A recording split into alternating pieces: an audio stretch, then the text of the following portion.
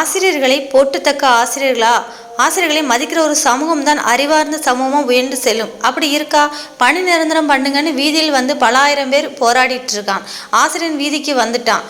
அப்புறம் கற்பிக்கிற ஆசிரியர் வீதியில் வந்து நின்றுட்டு இருக்கான். அப்போ அந்த அளவுக்கு சமூகம் வந்து படிப்பகத்தில் கூட்டம் அதிகம் இருக்கா, குடிப்பகத்தில் கூட்டம் அதிகம் இருக்கா? சொல்லுங்கள், நீங்களே சொல்லுங்கள். இப்போ 100 கோடிக்கு நுழங்கு கட்டினீங்க, போவோமா? எல்லாம் கருவி எடுத்துக்கிட்டு எத்தனாயிரம் பேர் உட்காந்து படிக்கிறாங்கன்னு டாஸ்மாக் அப்படியே போவோம், எத்தனாயிரம் பேர் குடிக்கிறாங்கன்னு பார்ப்போம்.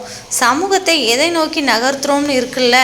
சாராய கடையை வீதிப்புறம் திறந்து வச்சுக்கிட்டு சட்டம் ஒழுங்குன்னு பேசுகிறது எவ்வளோ வேடிக்கையானுங்கிறத நீங்கள் தான் கேள்வி எழுப்பி பார்க்கணும் அப்படின்னு சீமான் சொல்லியிருக்காங்க. அது மட்டும் இல்லாமல் அதனால் தம்பி சொல்கிறதுல நீட்டுங்கிறது இருக்குது. அதை எல்லா தமிழ்நாடு மட்டும்தான் எதிர்ப்பனவை காட்டுது. மற்ற எல்லா மாநில முதல்வரோடு பேசி கலந்து இப்போ அனைத்து கட்சி கூட்டத்தை முதல்வர் ஒரு கூட்டினாங்கள்ல, அது மாதிரி கூட்டி பேசி இது உழைக்கும் அடித்தட்டு மக்கள் பல ஆண்டு 100 ஆண்டுகளாக கல்வி மறுக்கப்பட்ட, புறக்கணிக்கப்பட்ட, பிற்படுத்தப்பட்ட, ஒடுக்கப்பட்ட சமூகங்களிலிருந்து வர்ற பிள்ளைகளுக்கு இந்த மருத்துவ படிப்புங்கிறதே ஒரு பெரிய கனவாக இருக்குது. மருத்துவம் மட்டும் இல்லை, எதுவுமே எந்த நாட்டில் இல்லாத கொடுமை என் நாட்டில் ஒரு விரும்பிய கல்வியை கற்கிறதுல அவ்வளோ ஒரு கொடுமையாக கடினமாக இருக்குது.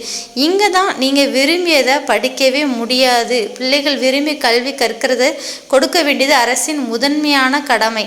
அதை கொடுக்க மறப்பது பெரிய கொடுமை. அதை தொடர்ந்து செஞ்சுட்டு இருக்காங்க இந்த அரசு. அதனால் தம்பி சொல்கிறது சரிதான். அதுக்காக நீட்டில் எழுதி மருத்துவராக முடியும், உயிரை மாற்றிக்கொள்வது எல்லாம் ரொம்ப மனவலியை தரும். நம்ம பிள்ளைகள் அதுக்குன்னு நம்ம துணிவும் வரணும். சரி, வரல விடுவோம், அடுத்த முறை எழுதுவோம் அப்படிங்கிற ஒரு துணிவும் வரணும். பிள்ளைங்க வந்து பாருங்கள், மன முதிர்ச்சி ஏற்று இது தோற்று போயிடுவோங்கிற அச்சத்தில் தற்கொலை செஞ்சு கொள்வது இது ரொம்ப கஷ்டமாக இருக்குல்ல. அவங்க தற்கொலையை ஏற்றுக்கக்கூடாது. ஆனால் நீட்டை தவிர்த்து வேற இருக்குது, நீ மட்டும் படிப்பை. அதை நானும் சொல்கிறேன். அதுதாங்க நானும் சொல்கிறேன். நீட்டு தனியாக பயிற்சி பள்ளிகளை கொண்டு வந்து பயிற்சி பயிலங்களை கொண்டு வந்து பல ஆயிரம் கோடி சம்பாதிக்கிறதுக்கு உதவுவதை தவிர